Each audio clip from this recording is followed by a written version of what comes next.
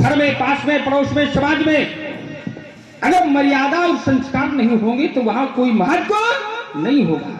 इसलिए मर्यादा जाति संसार, ये पूरा का पूरा संसार मर्यादाओं पर ही आधारित है और मर्यादाओं पर ही चल रहा है।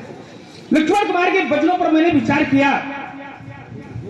लक्ष्मण कुमार ने कहा कि जो भगवान शंकर की शरण में रहता है, एक 5 वर्ष का बालक था जिसकी अल्प आयु थी, 5 वर्ष ही केवल उसकी आयु थी, जिनको महात्मा मार्कंडेय के नाम से जाना जाता है, और वो भगवान शंकर की शरण में चला गया, कृपा प्राप्त हो गई, तो उसको यम के दूत भी नहीं उसको कुछ कर पाए। क्यों? क्योंकि वो भगवान शंकर की शरण में है। यानी जो भगवान शंकर की शरण में चला जाता है तो उसको काल भी नहीं उसका बाल बाका कर सकता। लक्ष्मण का कथन है। तो बोलिए धनुष तो भगवान शंकर के ही शरण में बना रहा। अच्छा, व्यक्ति और वस्तु इसमें अंतर होता है कि नहीं? धनुष, वो बालक जो शरण में गया वो बालक है, अब धनुष क्या है? ये कोई बालक है या कोई मानव है? भगवान शंकर का आयुध है, और वो आयुध क्या भगवान शंकर के पास है? भगवान शंकर का, लेकिन कहां दिया गया? जनक के पूर्वज राजा देवराज। अब तुड़वाया क्या भगवान शंकर ने? तुड़वाया इसको राजा जनक के प्रण के द्वारा इसका खंडन हुआ है। तो राजकुमार जो भगवान शंकर की शरण में जाए या परमात्मा की शरण में जाने वाला व्यक्ति, उसका काल भी बाल बाका नहीं कर सकता। लेकिन ये आयुध है भगवान शंकर का, इसका खंडन नहीं हुआ, इसका खंडन किया गया है, ये टूटा नहीं है, ये तोड़ा गया है। तो तात्पर्य यह है कि व्यक्ति और वस्तु में अंतर होता है, पहली बात। और दूसरी बात, लक्ष्मण कुमार के वचनों को जब मैं पुनः विचार करने लगा, बोले वो भी अपनी गुरु की सेवा में खड़ा है। धनुष तोड़ने वाला जैसे आप अपने गुरु की सेवा में खड़े हो, वैसे वो भी अपने गुरु की सेवा में खड़ा है। अगर वो इतना गुरु को मानने वाला है, इतना गुरु को पहचानने वाला है, इतना गुरु को वो स्वीकार करने वाला है, तो यहां भी तो गुरु खड़ा है भाई। अगर गुरु की आज्ञा का पालन करने वाला है तो यहां भी तो पूछा जा रहा है कि तोड़ा, तो उसको बताना चाहिए। जगत गुरु ब्राह्मणा, परशुराम भी तो गुरु के स्वरूप में है, तो गुरु की आज्ञा का पालन कर लेना चाहिए। यानी एक गुरु को स्वीकार कर लो जिससे अपनी बात बनती हो, जिससे अपना काम बनता हो, अब दूसरे गुरु की बात को नकार दो, ये कहां का सिद्धांत है? बहुधनु ही तोड़ी लड़काई। लक्ष्मण कुमार ने कहा मैंने अपने जीवन काल में बहुत सी धनुइयां तोड़ डाली, तो तुमने धनु ही तोड़ी है, और ये क्या है? ये धनुष है। बहुधनु ही तोड़ी, इससे ये स्पष्ट होता है कि ये तुम्हारे लड़काई का खेल है, तुमने अपने बाल्यकाल में खेल खेल में तोड़ डाली। लेकिन राजकुमार ये धनु ही नहीं, ये धनुष है। वो धनु ही इस धनुष की बराबरी नहीं कर सकती। तुमने बहुत तोड़ा है और यहां पर एक टूटा है। संसार में चोर बेईमानों की संख्या ज्यादा होती है, लेकिन अच्छे लोग कम पाए जाते हैं। सूर्य अकेला होता है, चंद्रमा अकेला होता है, आकाश में तारागण बहुत होते हैं, उनका कोई महत्व नहीं होता। जिस समय एक सूर्य प्रकाशित होता है, एक चंद्रमा प्रकाशित होता है, तो पूरे संसार को प्रकाश से प्रकाशित कर देता है। इसलिए मेरे जीवन काल में कोई ममता नहीं, गुरु के प्रति क्या है? श्रद्धा है, आस्था है, विश्वास है। रे राजा के लड़के, रे बालक काल बश, बोलो तो ही न संभार, धन ही समति पुरार धन विदत सकल संसार। आप कहते हैं रेंद्र बालक काल बश। लक्ष्मण तुम काल की वश में हो ना महाराज, तुम्हें धोखा हो रहा है। क्योंकि अकाल मृत्यु वो मरे जो काम करे चांडाल का, और काल उसका क्या करे जो भक्त है। तो जहां भगवान की कृपा है वहां काल बाल बाका नहीं कर सकता है। और फिर लक्ष्मण के लिए तो शास्त्र कहते हैं कौशलेश सुत लक्ष्मण रामा और कालव जीत सके। संग्रामा, हम तो काल को भी जीतने की सामर्थ्य रखते हैं, तो काल हमारा बाल बाका नहीं कर सकता है। बोलो। और ध्यान दे, हमारे पंडित श्री कामता प्रसाद जी द्विवेदी जो कमेटी के महामंत्री हैं, उनकी तरफ से भी 51 पुष्प मित्राएं दोनों विद्वान कलाकारों के चरणों में समर्पित है। भगवान उनका अखंड करें। हमने कहा शंकर जी आपके गुरु जी है, तो तोड़ने वाले ने भी गुरु जी की सेवा में ही धनुष तोड़ा है। जब गुरु जी ने आदेश दिया है तब तोड़ने वाले ने धनुष का खंडन किया है। तो आपने कहा कि गुरु जी के आदेश को उसने वहां मान लिया, काम बन रहा था। और हम भी तो गुरु हैं, क्योंकि हम ब्राह्मण हैं। ये बात ठीक है, ब्राह्मण हो, लेकिन ये हो सकता है कि जैसे हमारी जानकारी में ये बात नहीं थी कि परशुराम जी ब्राह्मण है, ठीक वैसे ही हो सकता है धनुष तोड़ने वाला भी न जानता हो कि ये ब्राह्मण है। जैसे हमने तो नहीं जाना कि ये ब्राह्मण है, तो ऐसे ही धनुष तोड़ने वाला भी हो सकता कि ये न जानता हो कि ये ब्राह्मण है। तो जब जानता नहीं है कि ब्राह्मण हो, तो फिर गुरु वाला नियम ये लगने वाला नहीं है। क्योंकि हमारी आपकी लड़ाई तब तक है जब तक हम एक दूसरे से अनजान है। जब हम जान जाएंगे कि परशुराम जी ब्राह्मण है, तो हम आपका विरोध नहीं करेंगे। और जब आप जान जाओगे कि हम कौन है, तो आप हमारा विरोध नहीं करोगे। तो लड़ाई तब तक है जब तक हम एक दूसरे से अनजान हैं। और हमने जैसे ब्राह्मण नहीं जाना, तो हो सकता है धनुष तोड़ने वाले ने भी आपको ब्राह्मण न जाना हो, इसलिए आपका ये वाक्य प्रयोग यहां लगने वाला नहीं है। दूसरी बात, आपने कहा कि वस्तु और व्यक्ति, एक शब्द भी आपने दिया कि शंकर जी का ये आयुध है। तो आयुध माने क्या होता? आयुध को थोड़ा और सरल करो आप। आपने कहा ये शंकर जी का आयुध है, तो आयुध से तात्पर्य क्या है? आयुध का तात्पर्य होता है शस्त्र। आयुध का तात्पर्य शस्त्र। अच्छा, आयुध का तात्पर्य यदि शस्त्र होता है, तो एक अर्धाली में पढ़ रहा हूं, समझना जरा, अच्छे लोग बैठे हैं और चिंतन करेंगे। आयुध माने यदि शस्त्र होता है, तो एक अर्धाली है अस्त्र, शस्त्र। आयुध सब डारे और कौतुक ही प्रभु काट निवारे। तो इसमें अस्त्र पहले से लिखा है और शस्त्र भी लिखा है। अस्त्र, शस्त्र और फिर लिखा है आयुध। तो अस्त्र भी पहले से लिखा है और शस्त्र भी पहले से लिखा है और फिर आयुध लिखा है। अब अर्थ करो, अस्त्र के नीचे अस्त्र लिखा जाएगा, शस्त्र के नीचे शस्त्र लिखा जाएगा, तो फिर आयुध के नीचे क्या लिखा जाएगा? तुम बोलो ना बताओ, लेकिन तुम्हारा चेला बता रहा कि आयुध माने धनुष।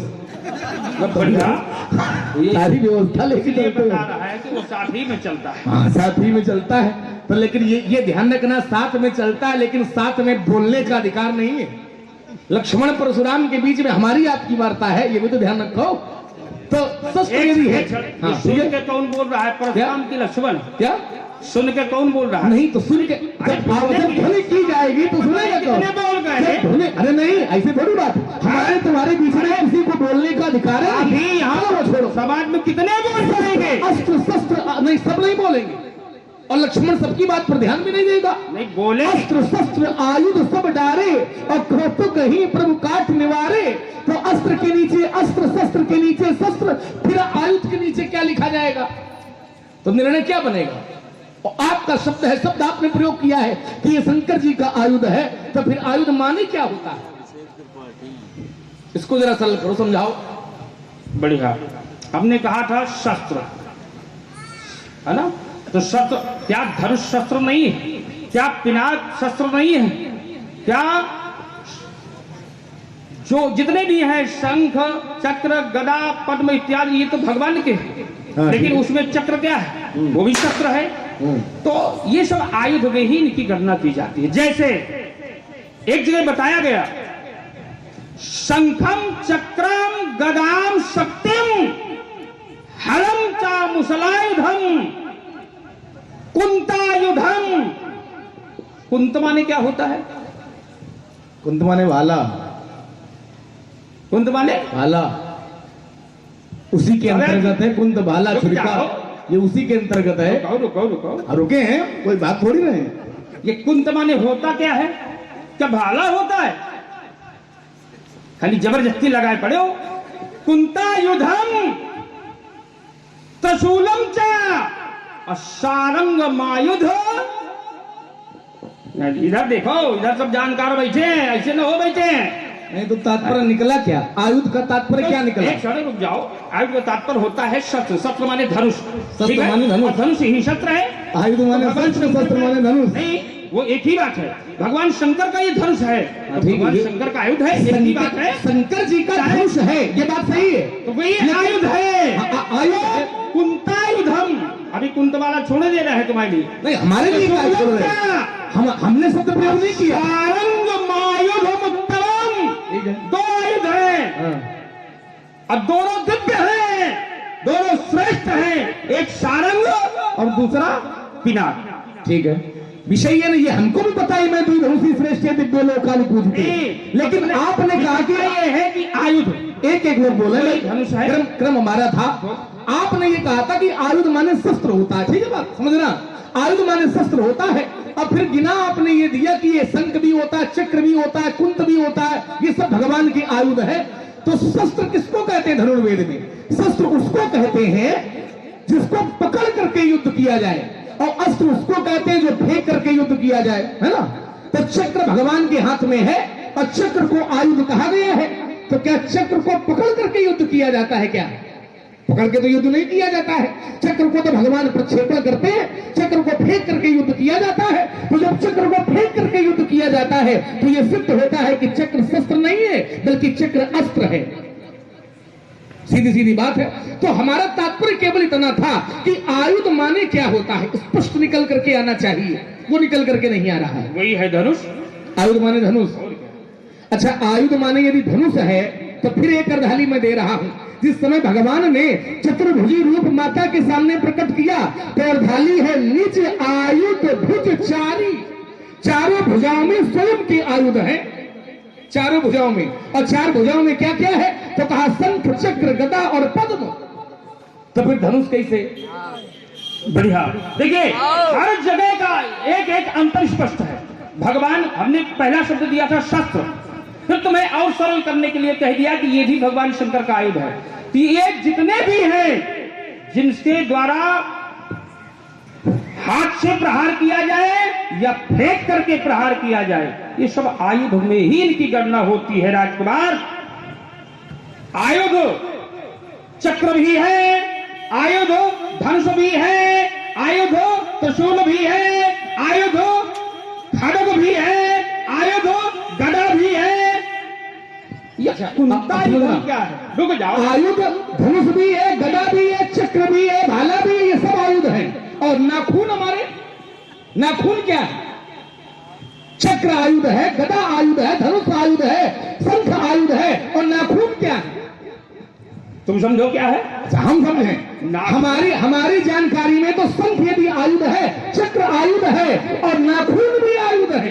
कैसे? कैसे हम बता रहे हैं। बढ़िया। गिरि तरु नख आयुध सब पीरा, और चितवई हरि मार्ग मति धीरा। जिस समय भगवान धरती पर आए तो भगवान के साथ देवता, मनुष्य और बानर का रूप बना करके जो आए तो उनके नाखून ही आयुध हैं, है ना। और एक प्रमाण फिर मैं आपको दे रहा हूं।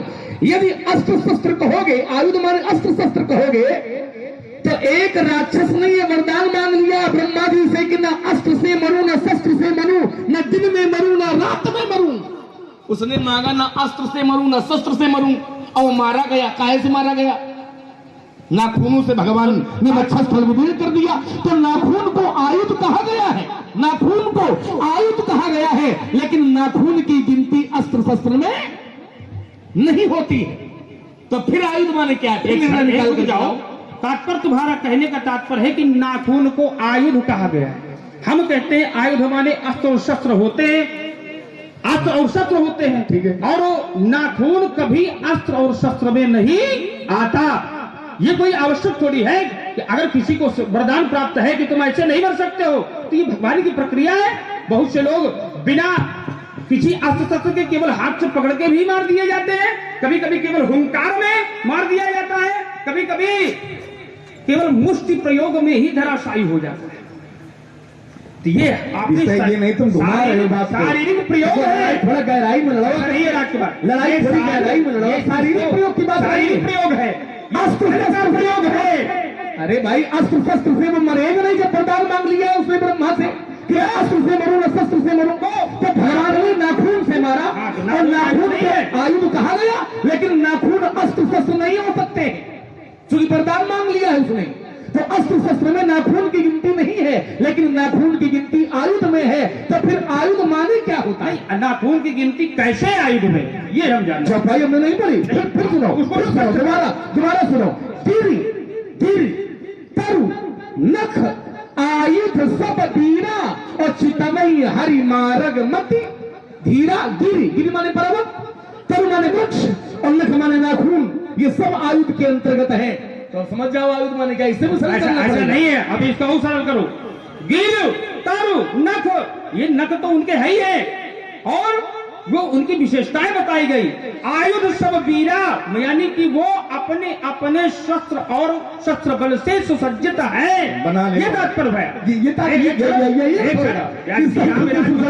ऐसे नहीं ये है। उल्टी सीधी बातें मैंने तो सही बताओ। दूसरी बात भी ले लो। अच्छा ये बताओ महाराज, जैसे आपने कहा कि हम भी तो ब्राह्मण हैं, तो हम आपको जानते नहीं कि आप ब्राह्मण हो। हम तो नहीं जानते कि परशुराम जी ब्राह्मण है। हमने तो मुनि जान करके आपको प्रणाम किया है। ये तो तुम्हारे भाव विश्वत को बताना चाहिए। क्या बताना? हम तो बता रहे हैं कि हम ब्राह्मण हैं, अब जान लो। अच्छा जैसे तुम बता रहे हो, हम बता रहे हैं तो जान लो। तो क्या हमारे क्या बताने से कोई जान लेता है? क्या बताने से जान लेता है? हम यदि बता दें कि तोड़ने वाला कौन है तो क्या जान लोगे?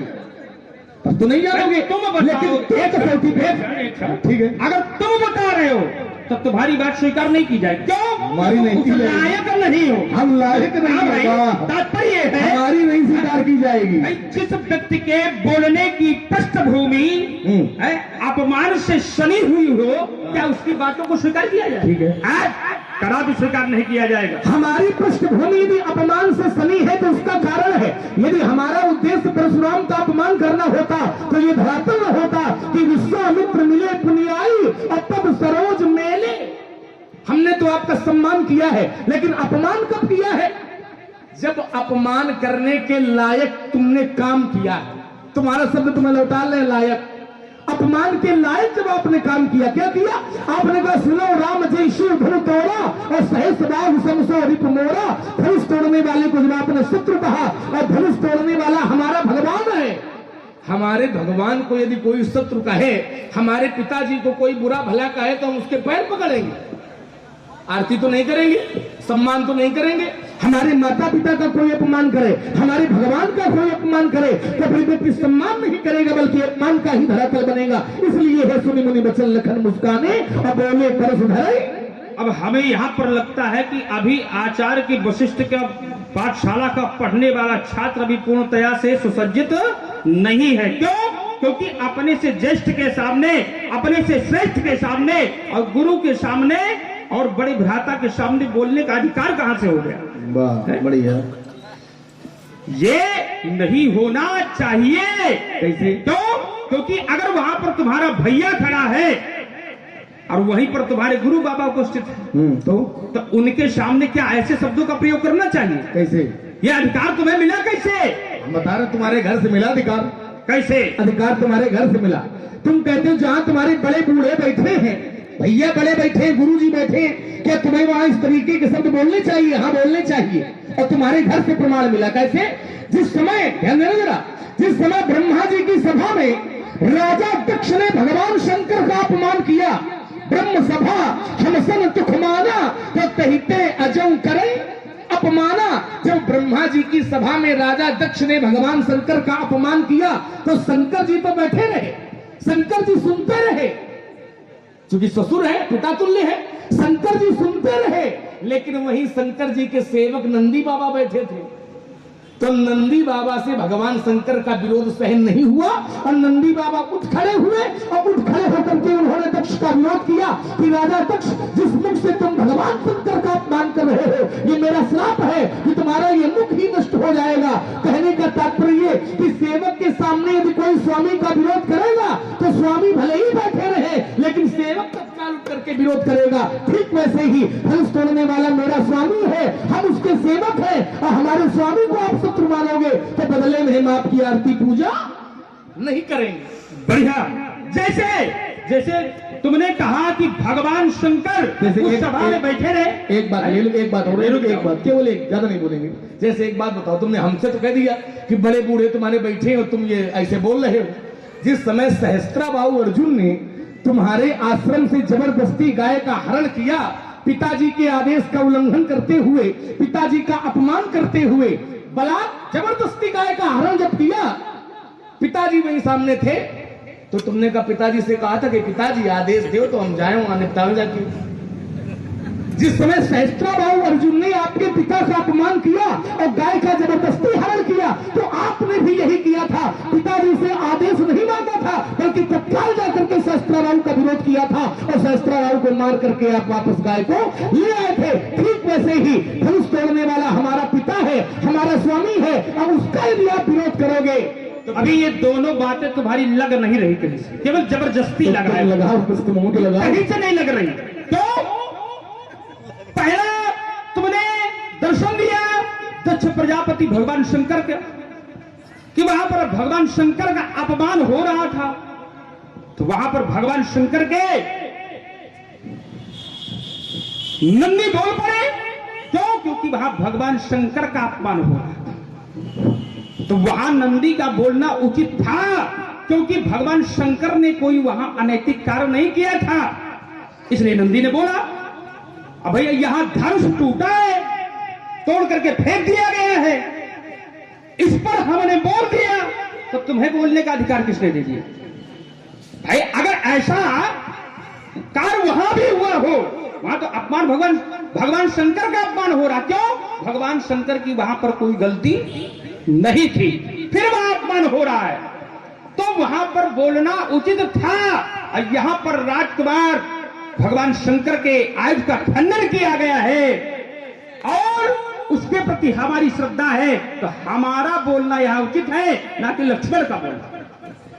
अच्छा, दूसरी बात तुमने कहा पिता के आश्रम से सहस्त्राबाहु कामधेनु गौ को खोल कर ले गया, जबरदस्ती छीन ले गया, तो वहां पर भी बोलना हमारा उचित है। क्यों?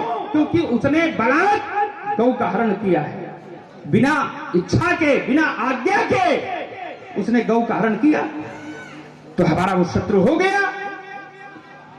और यहां पर भैया क्या किया गया है? क्या वही स्थिति मिल रही है? यहां पर धनुष को तोड़ा गया है, तो तुम्हारा बोलने का अधिकार तो कहीं से बनता ही नहीं। और अगर कहीं पर अनुचित किया जाए या कहीं पर गलत होता हो या किसी की श्रद्धा का खंडन हो रहा हो, तो राजकुमार वहां पर बोलना चाहिए। जैसी तो तुम्हारी श्रद्धा धनुष के प्रति है, जैसी तुम्हारी श्रद्धा धनुष के प्रति है और भगवान शंकर के प्रति है, ठीक वैसी ही मेरी श्रद्धा तोड़ने वाले के लिए है। और तोड़ने वाले को आपने शत्रु कहा है, कहा कि नहीं कहा? सो बिलगाल बिहाई समाजा और न तुम्हारी जई है सब राजा। तोड़ने वाले को आपने शत्रु कहा। जैसे शंकर जी आपके भगवान हैं, ऐसे ही तोड़ने वाला हमारा भगवान है। जैसे आप अपनी श्रद्धा के लिए खड़े हो, तो तोड़ने वाला हमारा भगवान है, हम अपनी श्रद्धा के लिए खड़े हैं। और यदि ये कह रहे हो कि लक्ष्मण तुम्हारा बोलना उचित नहीं है, तो यही सूत्र भी तुम एक वाक्य ले लो, ज्यादा नहीं बोलेंगे, एक वाक्य। तुम हमसे तो ये कह रहे हो कि तुम्हारा लक्ष्मण बोलना उचित नहीं है यहाँ पर, और यही सूत्र दिन तुम पर लगा दे कि धनुष भगवान शंकर का तोड़ा गया है, तो शंकर जी नहीं बोल रहे, माता पार्वती नहीं बोल रही है, पुत्र गणेश नहीं बोल रहे हैं, तो फिर तुम्हारा बोलने का क्या औचित्य है? बढ़िया। देखिए लक्ष्मण कुमार का कथन यह है कि जैसे आप अपने गुरु की श्रद्धा के प्रति खड़े हो, वैसे मैं भी खड़ा हूं। अच्छा, यानी जिसके द्वारा धनुष तोड़ा गया उसके प्रति तुम्हारी श्रद्धा है, बड़ी अच्छी बात है, तुम्हारा विश्वास है, बहुत अच्छा है। तो अगर उसको हमने कह दिया कि सहस बाहु समशो रिपु मोरा, तो इसका मतलब तुम्हारी श्रद्धा का खंडन हो गया। तो तुम अपमान करने लगे, तुम अपमान करने लगे। वैसी ही श्रद्धा उस धनुष के प्रति हमारी है राजकुमार, वैसा ही विश्वास उस धनुष के प्रति हमारी है, उस वैसी ही आस्था उस धनुष के प्रति हमारी है। तो क्या तात्पर्य है कि अगर तुम्हारी श्रद्धा का चोट हो रहा है, तुम अपमान करने लगे, अगर हमारी श्रद्धा का पर चोट हो रहा है, तो क्या हमें उसकी आरती उतारनी चाहिए क्या? भाई अगर ऐसा हो रहा है तो क्या हमें उसकी आरती उतारनी चाहिए? राजकुमार विशेषतया यही है तात्पर्य कि अगर धनुष तोड़ करके उसने श्रद्धा पर चोट किया है, तो वहां पर हमें बोलना चाहिए। अच्छा, धनुष तोड़ने वाले ने धनुष तोड़ दिया तो आपकी श्रद्धा पर चोट हुई, है ना? ये तो कहना चाह रहे हो। धनुष तोड़ने वाले ने धनुष तोड़ दिया तो आपकी श्रद्धा पर चोट हुई, तो श्रद्धा धनुष से थी कि भगवान शंकर से थी आपको? बढ़िया। अच्छा, पूछा रहे हो? हाँ, और क्या कर रहे हैं, पूछने के लिए खड़े। श्रद्धा धनुष से थी, ये भगवान शंकर से थी। ये बात तुमको और पहले पूछ लेना चाहिए। अब वही बता दो भाई, जब जाते सभी सवेरा। तात्पर्य है धनुष तोड़ने वाले ने आपकी श्रद्धा पर चोट की। श्रद्धा हमारी धनुष के प्रति है। श्रद्धा धनुष के प्रति है, बहुत बढ़िया बात। अब जब धनुष के प्रति आपको श्रद्धा है, समझना जरा, तो राजा जनक ने कोई चुपचाप तो धनुष तोड़वाया नहीं है। दीप दीप के भूपति नाना आए सुन जो हम प्रण थाना। दीप दीप के राजा चले आए, काहे के लिए? तोड़ने के लिए। देव धनुष धरि मनुष शरीरा और विपुल वीर आए र धीरा। दीप दीप के राजा चले आए, देव धनुष चले आए तोड़ने के लिए। और तुम्हें श्रद्धा थी तो तुम बचाने चले आते, तो तब तो आए नहीं हो। आए तब हो जब धनुष से टूट गया है। तो नियम कहता है तब पछताए होत क्या जब चिड़िया चुग गई। का बरसा जब कृषि सुखाने और समय चुके पुनिका पछताने। तो श्रद्धा थी तो अब श्रद्धा की याद आ रही, अभी तक काम नहीं रहे।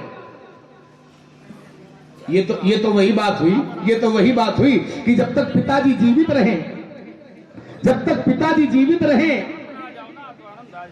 अरे नहीं, वो श्रोता के रूप में समय है। कभी कभी बोलने से ज्यादा सुनने में आनंद है। अगर आप आ जाएंगे बस आप ही की कमियां है, बस बहुत समय से कमी चल रही है। नहीं गया वो गया नहीं तो हम तो जानते हैं कि वो भले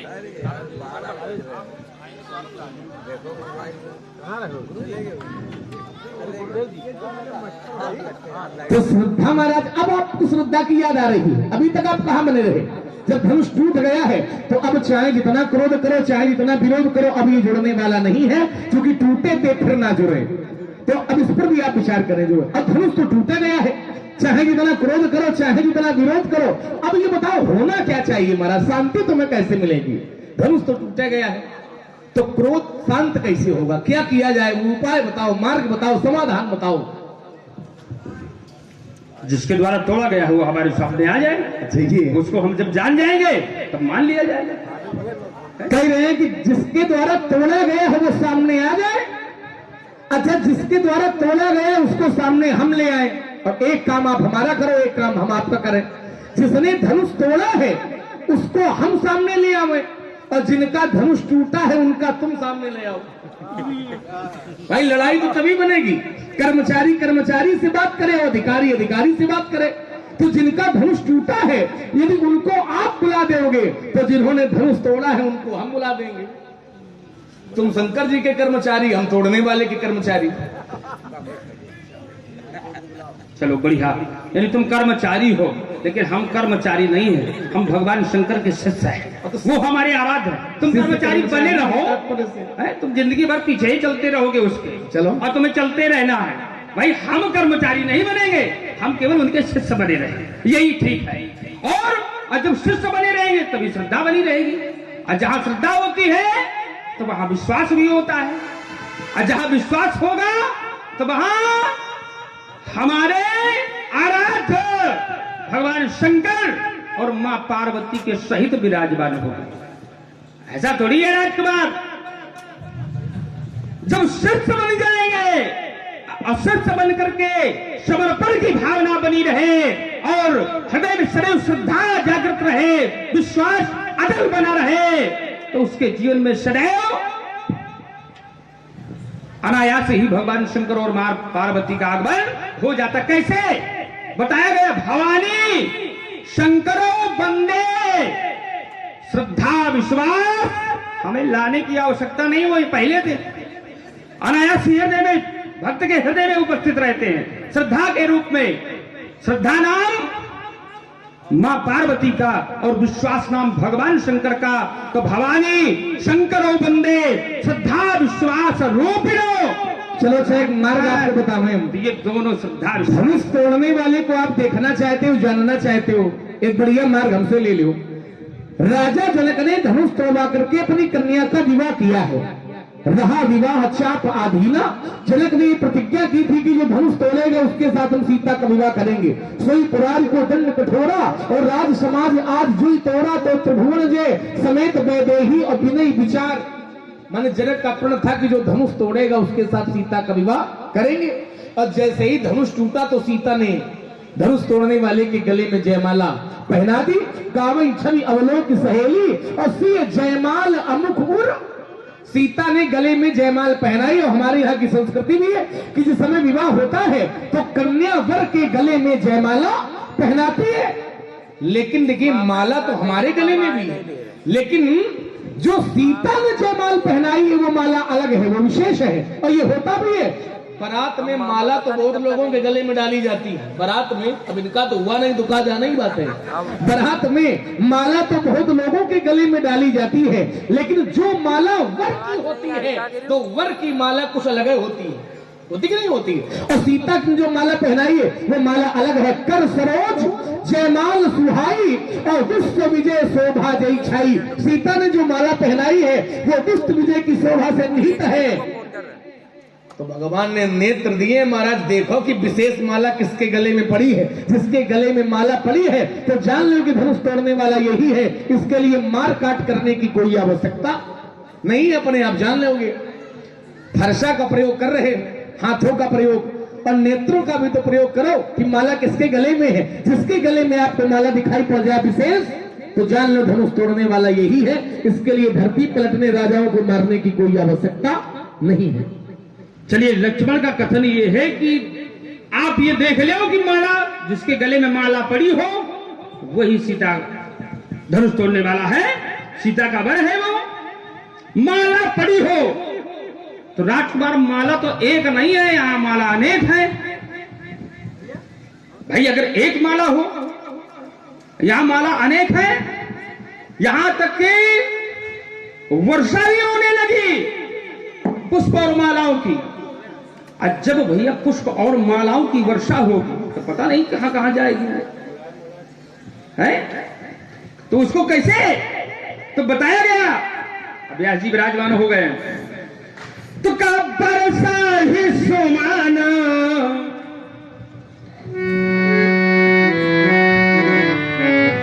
बरसा ही सुमन रंग बहुमाला,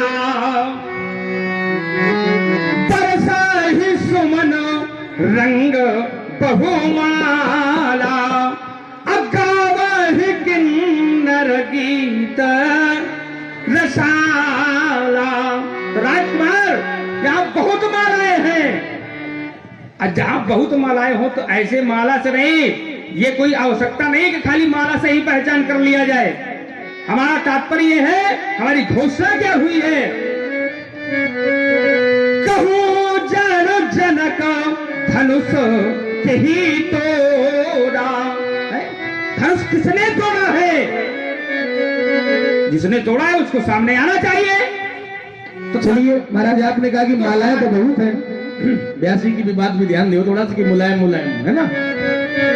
आपने कहा मालाएं तो बहुत, ये बात हमने पहले बोल दी थी कि मालाएं बारात में बहुत लोगों के गले में डाली जाती है, लेकिन जो वर के गले में माला होती है वो विशेष होती है। ये बात तो हम पहले बोल चुके हैं। चलिए, ये बात आपको समझ में नहीं आई, फिर एक बात लो। धनुष तोड़ने वाले को भी जानना चाहते हो तो जानकारी क्रोध से नहीं मिलती। भगवान शंकर से पूछो जा करके, बातें न मारो। जानकारी का मार्ग क्रोध नहीं है, बल्कि कुछ और है। क्या है? एक प्रमाण मैं दिए देता हूं। यदि जानकारी चाहिए तो कहा राम ही केवल प्रेम प्यारा, और जान ले वो जो जाननी हारा। यदि कुछ जानना चाहते हो तो जानकारी प्रेम से मिलेगी, उसके लिए क्रोध हटाना पड़ेगा। और क्रोध हटाओ महाराज, न हटाओ तो कुछ घटाओ, क्योंकि बिना जानकारी प्रेम के मिलने वाली नहीं है। भगवान शंकर कहते हैं कि हरि व्यापक सर्वत्र समाना, और प्रेम ते प्रकट होत मैं जाना। क्रोध वाला मार्ग कहा जाता है? तो कहा काम क्रोध मद लोभ सब नाथ नरक के पंथ। तो जानकारी यदि करनी है तो क्रोध हटाओ और प्रेम।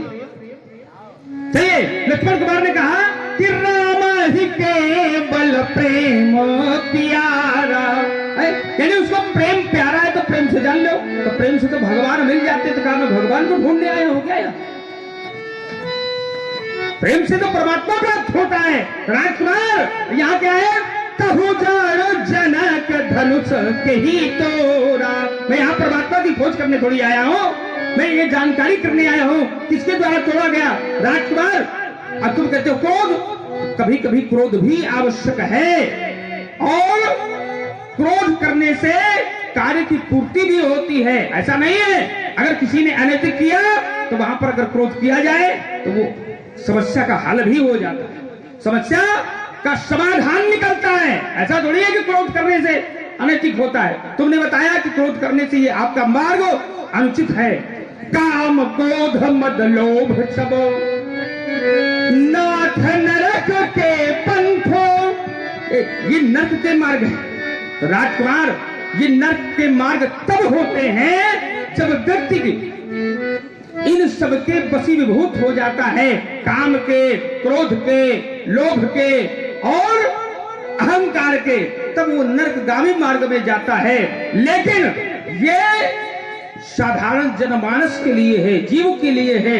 इसलिए जो हमारे जीवन में क्रोध होगा तो वो क्रोध कहीं न कहीं से कल्याणकारी होता है, मार्गदर्शक होता है, वो अकल्याणकारी नहीं होता, वो नरकगामी नहीं होता। राजकुमार चलिए महाराज, बढ़िया चिंतन आपने दिया कि हम भगवान को नहीं जानना चाहते, हम तो तोड़ने वाले को जानना चाहते हैं। हम कहीं संसार में कुछ भी जानना चाहो, किसी को भी जानना चाहो, जैसे हम मार्ग भटक जाएं, भगवान को न जानो छोड़ो, हम मार्ग भटक जाएं, किसी से प्रेम से पूछे कि भैया मार्ग बता दो कहां जाता है ये, तो तुरंत बता देगा कि भैया इस ओर मार्ग जाता है। और क्रोध से पूछे कि ये मार्ग बताओ, ये तो मार्ग बाद में बतावेगा, व्यवस्था पहले तुम्हारी कर देगा। भगवान को भले ही न जानना हो, लेकिन संसार का नियम है, प्रेम हमें करना पड़ेगा। यदि कुछ हमें जानकारी चाहिए और क्रोध आपने लगाया नियम, तो क्रोध से जानकारी नहीं मिली। राजा जनक ये भली भांति जानते हैं कि धनुष किसने तोड़ा है, लेकिन आपने क्रोध में पूछा कैसे, तो कहा अति रिस बोले बचन कठोरा और कहूँ जल जनक धनुष के ही तोड़ा। अति रिस, कभी कभी ऐसा होता है कि विद्यार्थी को उत्तर आता है, लेकिन गुरु जी यदि ज्यादा क्रोध में पूछेंगे तो डर के कारण विद्यार्थी उत्तर नहीं दे पाता है। इसलिए मैं आपसे कह रहा हूं कि क्रोध हटाओ और प्रेम लाओ, क्योंकि जानकारी प्रेम से मिलेगी। अभी जग में सब रहित विरागी और प्रेम ते प्रभु। आप यहाँ कह सकते हो कि तोड़ने वाले को हम जानना चाहते हैं, प्रभु को नहीं। हाँ, आप लेकिन ये कह देंगे कि हम तोड़ने वाले को जानना चाहते हैं, प्रभु को नहीं, तो इस बात का उत्तर हम कर दें कि धनुष तोड़ने वाला प्रभु ही है। जिसने धनुष तोड़ा है वो प्रभु है। कैसे, तो कहा प्रभु दऊ चापे खंड महिदारे और देख लोग सब भय सुखारे।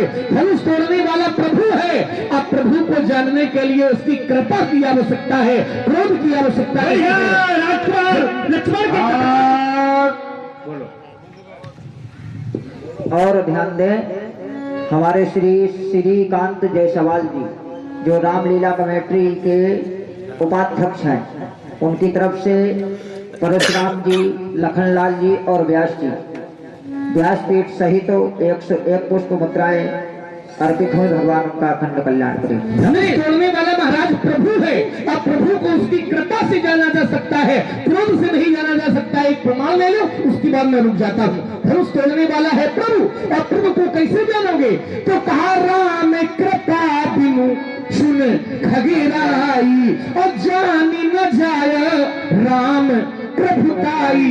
बिना भगवान की कृपा के नहीं जाना जा सकता है, और कृपा क्रोध से नहीं मिलती है, कृपा प्रेम से मिलती है। चलिए बढ़िया। लक्ष्मण कुमार ने कहा कि धनुष तोड़ने वाला प्रभु है। अच्छा, ये लक्ष्मण कह रहा है प्रभु है, लेकिन मैं उसको प्रभु थोड़ी स्वीकार कर लूंगा। तो तुम्हारी बात को थोड़ी मैं स्वीकार कर लूंगा। और तुमने दर्शन दिया कि प्रभु तो चाप खंड मही डारे, अब देखी लोग सब भय सुखारे। सब देख करके प्रसन्न हो गए। अच्छा, जितने यहाँ पर सुखारे हुए हैं वो क्या देखते हैं, उसको प्रभु के रूप में देखते हैं। तोड़ने वाले को वो प्रभु के रूप में देखते हैं, और जब प्रभु के रूप में कोई देखता है तो वो अपने प्रभु में दोष दर्शन नहीं करता। कभी कहा गया कि ऐसे हो प्रभु सब भगत तुम्हारे, हुई है टूटत धनुष सुखारे। ये सब क्या है? भक्त हैं।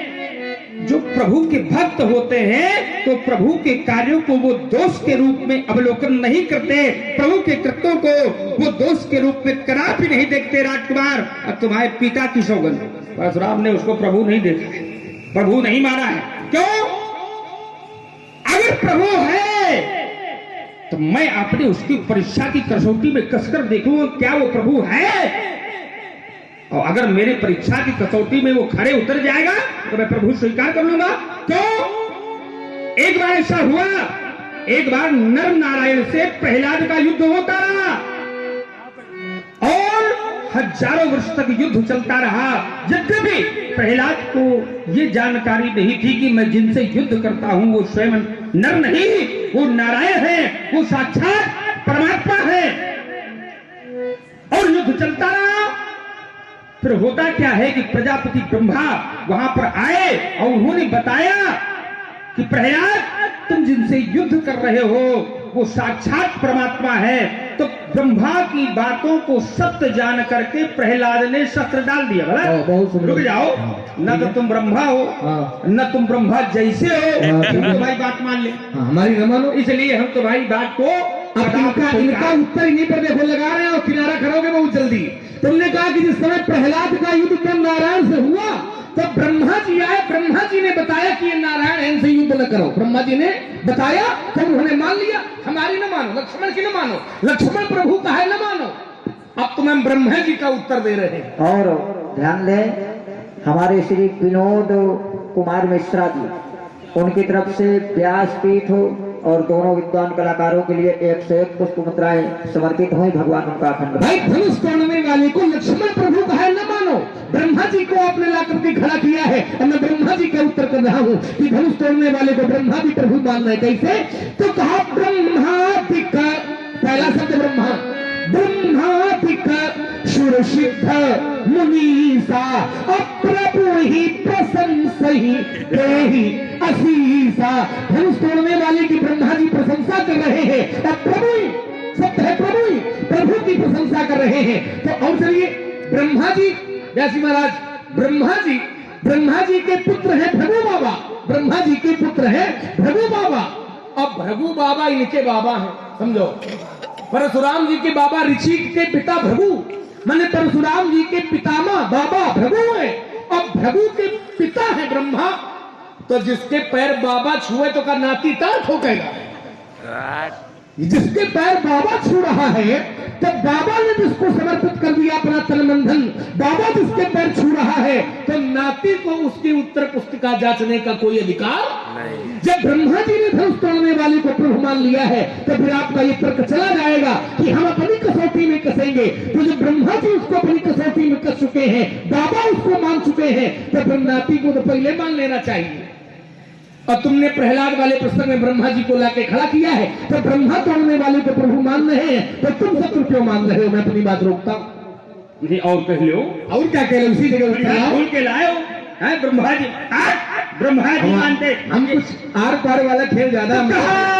ब्रह्मादिक सुर सिद्ध मुनीसा अप्रभु ही प्रशंसा ही देहि असीसा। ये कौन कर रहा है? भगवान ब्रह्मा, भगवान शंकर, भगवान ये सब प्रशंसा कर रहे हैं। अच्छा, मैं जिस समय आया हूं ना तो मुझे कोई ब्रह्मा दिखाई पड़े, ना कोई विष्णु मिले, ना कोई शंकर मिले, कोई नहीं मिला। घर भर देख विकल्प नारी है, क्या बात है? मिलने वहीं पर है। यहाँ पर हुआ क्या? जिस समय मैं आया न मुझे ब्रह्मा मिले न शंकर मिले, कोई नहीं मिला।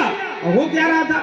ये धन्य मनाओ कि हम यहाँ पर आ गए, नहीं तुम्हारी मारे जाते कि कभी न मारे गए। ये पता है तुम्हें, हम मारे जाते। ले उठा रहा है क्यों?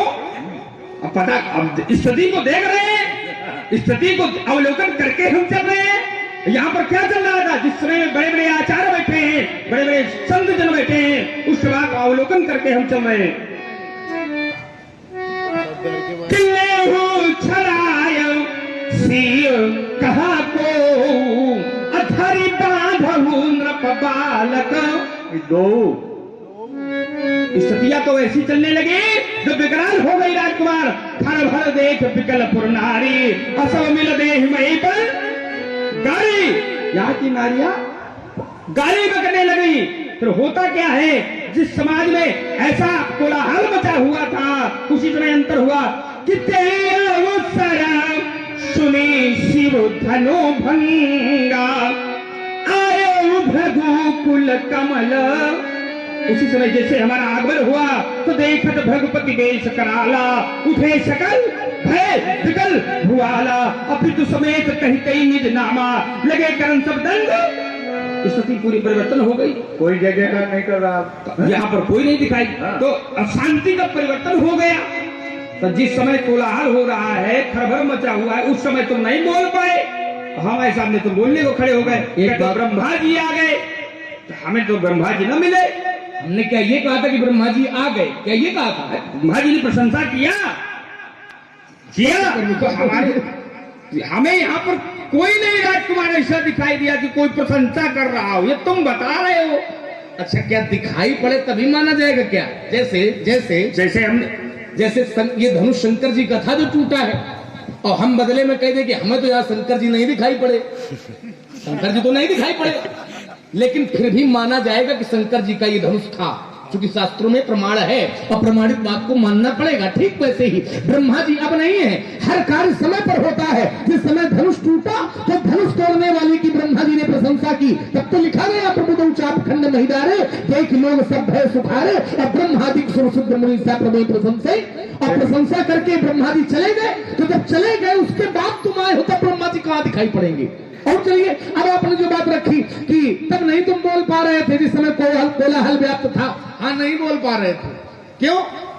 क्योंकि शेर की वीरता मेढकों से लड़ने में नहीं है। शेर की वीरता मेढकों से लड़ने में नहीं है। इन राजाओं से क्या हम बोले जो पहले से हार मान चुके हैं हमसे।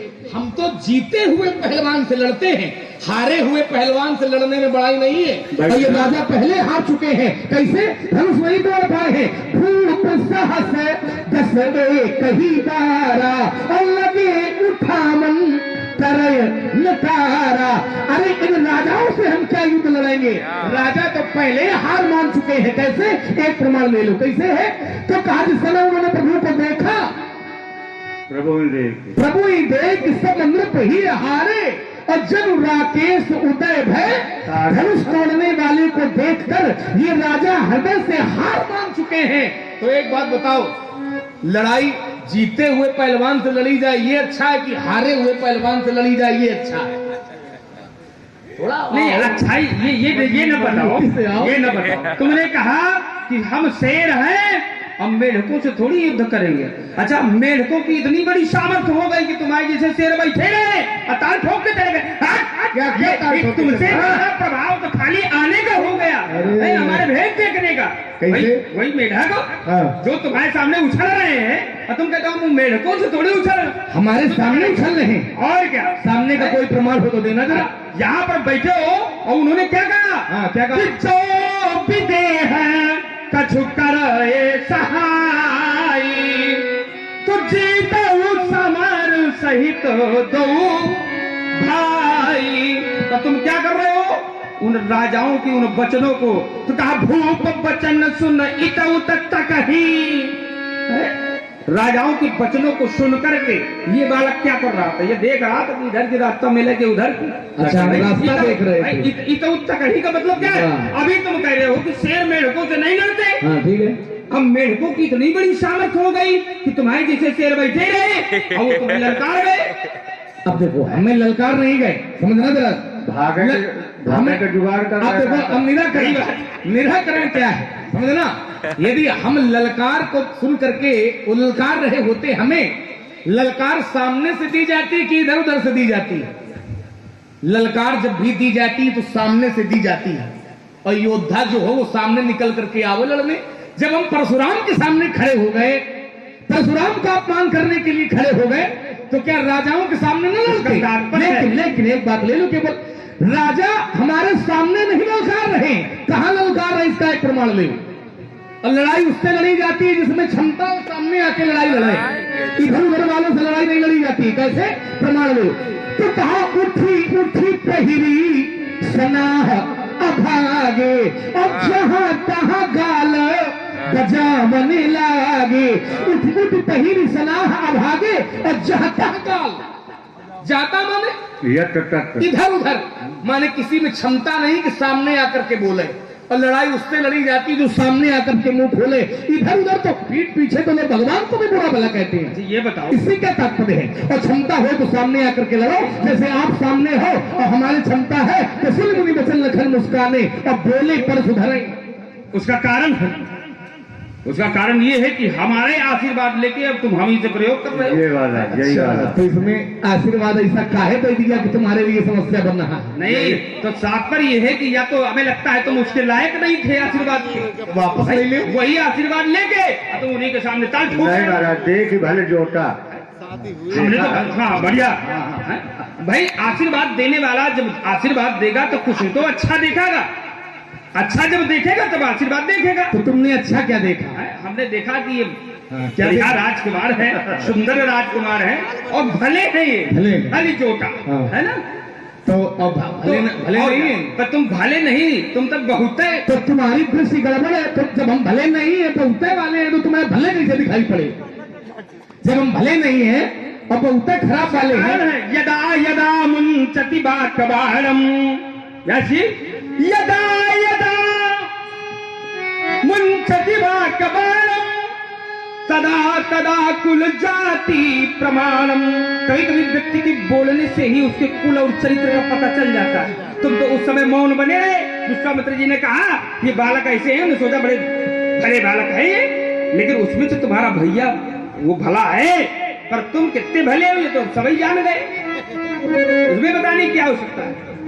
तो राजकुमार जहां पर कुछ अच्छा देखा गया तो वही देख करके तुम्हें आशीर्वाद दिया गया। अब उस आशीर्वाद का प्रयोग तुम हमारे ऊपर कर रहे हो, उसका अनैतिक सदुपयोग कर रहे हो तुम, तो ये तुम्हारा सार्थक नहीं है।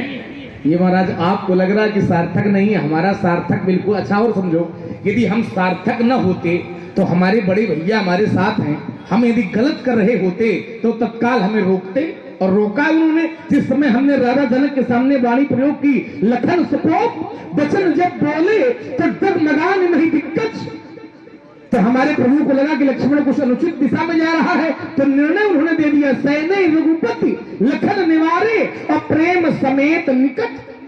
और परशुराम जी के सामने यदि हमारा बोलना सार्थक न हो तो शांत करके हमारे भैया हमें बैठा दे, लेकिन हमारा बोलना सार्थक है, इसलिए हमारे भैया की भी कोई ऐसी आदेश या कोई ऐसा संकेत नहीं है कि मैं शांत होकर के बैठना चाहिए। इसलिए हमारा धरातल बिल्कुल सही है, दिशा आपकी बदल रही है, और दिशा यदि आपकी बदलेगी महाराज तो हम दशा बदलने में भी देर नहीं लगते। इसलिए सभा से भाग जाओगे मुनि जी, ये धनुष से भागेंगे, चक्कर में घुस कर खा लेंगे। भगवान सत्तर है नहीं है, मेघ में सत्य, और जगत की चंदन लज्जा भूषण मुस्कान खा लेंगे। तुम्हें क्या हो गया है जो करते ही तो जाते हो, और जगत के वीर सिंहों को ये फरसा दिखाते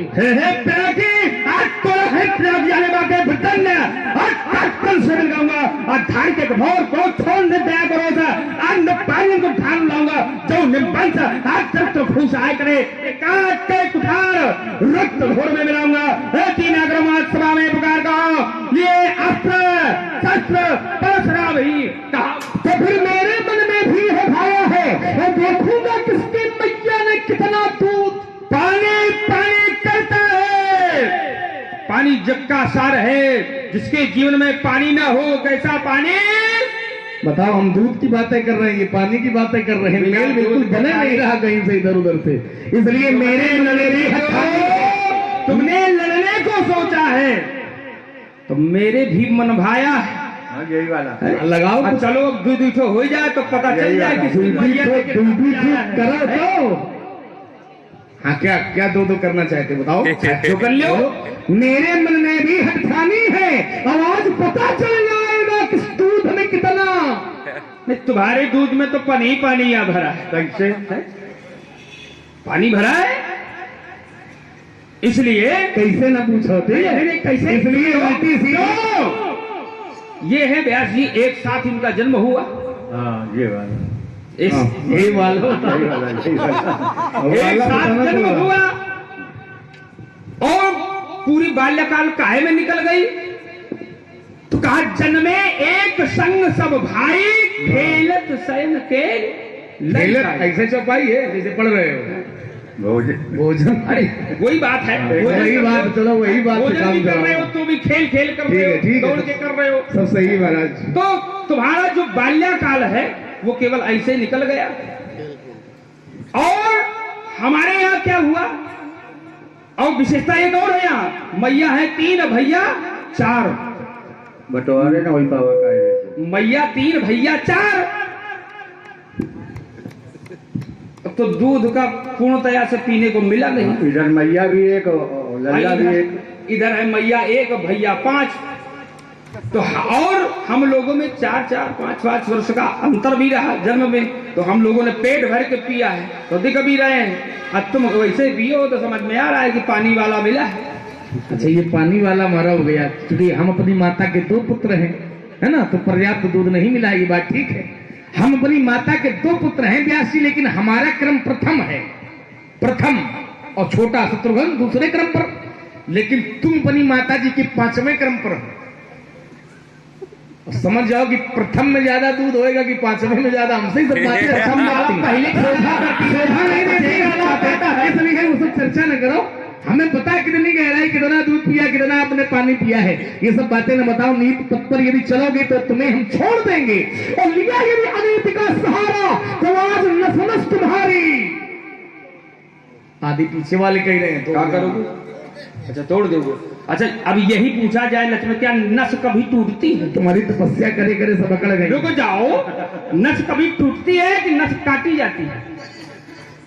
नस कभी टूटती नहीं है क्योंकि वो लचकदार होती है। अच्छा, हम भी ऐसे करेंगे, जन्मे एक संग सब भाई, तो जब एक साथ सब जन्मे तो फिर छोटा बड़ा कैसे जाना गया? क्यों भाई, चौपाई तो तुमने बहुत जल्दी पढ़ दी। जन्मे एक संग सब भाई एक साथ जन्म लिया, तो फिर छोटा बड़ा कैसे किया गया? या तुम अपने बाप से पूछो, गुरु बाबा से पूछो, हमसे हमसे क्या पूछ रहे हो? ठीक है, ऐसे काम दिला महाराज, तुम्हारी तो गणना नहीं, तुम हो राख की ढेरी, शास्त्र अब पैर हमारे झोली में, अब तुम्हारे जैसन के वीर बबुआ जाते हैं रोज। परशुराम तुम्हारी तो गणना नहीं, तुम हो राख की ढेरी, और तुम्हें चित्त करीबे में हमका लगी है कितनी देरी। वो तो व्यास जी बैठे ना, अब तक चित्त हो गए होते। अब फरसा दोनों हाथ से पकड़ो, देखे क्या करोगे। दोनों कैसे दो कुठार बबुआ क्यों बनाते इतना बहाना, और हमसे टकराना खेल नहीं। लोहे के चना ये तुम नई बना रहे हो इस समय, है ना? इसलिए भी बोल दे, इसलिए दोनों कर से गौ कुठार, फिर सत्य लगा कर वार करो, फिर तुम चलो मेरा संहार करो। यदि मैया के हो दूध पिए तो बना देर लगाना, तुम शीश काट हम भैयों का, उनको जाकर पहनाना तुम। यदि क्रोध बड़ा प्रलयंकारी खरा तुम्हारा पानी है, नहीं धिक्कार तुम्हें है परशुराम ये पाई तक जवानी। हे पिनाके चोर वंश में प्रसिद्ध था सहस्त्राराव, जिसका जहां में दूसरा न दौड़ा था, काटा था कठिन कुठार की धार सो, यद्यपि न उसके पास सैन्य बल थोड़ा था, मोड़ा था खड़ानन का आनंद अमी ने, युद्ध में गणपति का दंत मैंने तोड़ा था। लक्ष्मण में वही हूं परशुराम, जिसमें क्षत्रिय वंश में एक छत्री भी न छोड़ा। क्षमा चमचमकती है पर कंचा जमीन करो में तो बड़े बड़े तीरों का कलेजा हिल जाता है। रक्त का प्यासा जहर का बुझा हुआ बाण सम्रांगण में शत्रुओं के सूरत की क्षमता बहाता है। मेरी ही हुंकार से फटते हैं पहाड़, चतुर दिशाओं में अंधकार छा जाता है। और युद्ध की बातें बाबा तुम्हें कहां तक बतावें, हम तो लाशों पर लाशों के खर्चे लगाते। अभी बताता, अभी जलाता, फिर नहीं समझाऊंगा। लगन लाल तुम लड़का हो, यही ध्यान दिलाऊंगा, बन जाऊंगा काल तुम्हारा। रोक फिर धारूंगा इस मिथिलापुर की धरती में आज मैं पटक पटक। हमारा जीवन दर्शन एक विधा, एक शैली है, उसको समझो। यही वाला। हमारा जो पंथ है वो सामान्य नहीं, वो कठिन है। मैं कठिन पंथ का पथिक लड़ा,